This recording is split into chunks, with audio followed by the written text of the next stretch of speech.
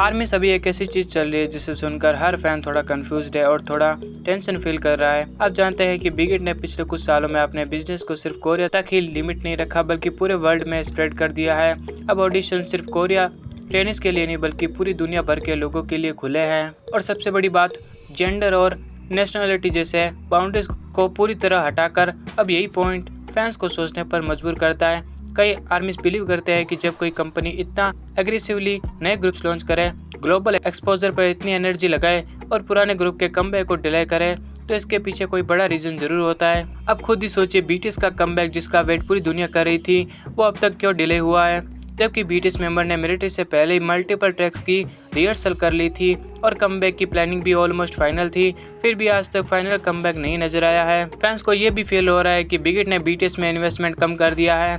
Usually जब कोई K-pop idol group comeback करता है तो कंपनी पूरी तरह से प्रमोशन और प्रिपरेशन में इन्वॉल्व रहती है, लेकिन इस बार कई चीजें बीटीएस मेंबर खुद ही मैनेज करते दिख रहे हैं। ऐसा लग रहा है जैसे बिगिट उतनी एक्टिवली पार्ट नहीं ले रहा है और इसी बीच कंपनी एक के बाद एक नए ग्रुप्स लॉन्च कर रही है। मल्टीपल टीम्स ऑलरेडी डेब्यूट कर चुकी है और उनमें से कई को अलग अलग कंट्री से मैसिव सपोर्ट मिल रहा है।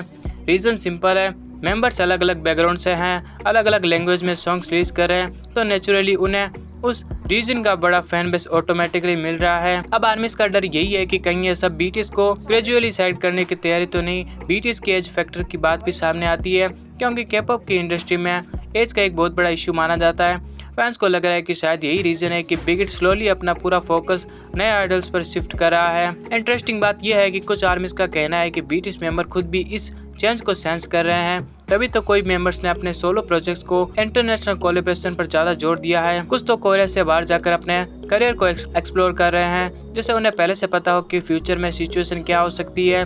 तो आर्मीज, अब सवाल आपके लिए है, क्या ये सिर्फ कोइंसिडेंस है या बिगिट का बीटीएस में कम इन्वेस्टमेंट, कमबैक डिले, नए ग्रुप्स का ग्लोबल प्रमोशन, बीटीएस का अकेले प्रोजेक्ट पर ध्यान, क्या ये सारे पीसेस मिलकर एक ही पिक्चर बना रहे हैं या फिर ये सिर्फ ओवर थिंकिंग है और बीटीएस का कमबैक वैसे ही होगा जैसा हमेशा होता आया है। ग्रैंड और हिस्टोरिक, अपनी अपनी राय कमेंट सेक्शन में जरूर बताएं।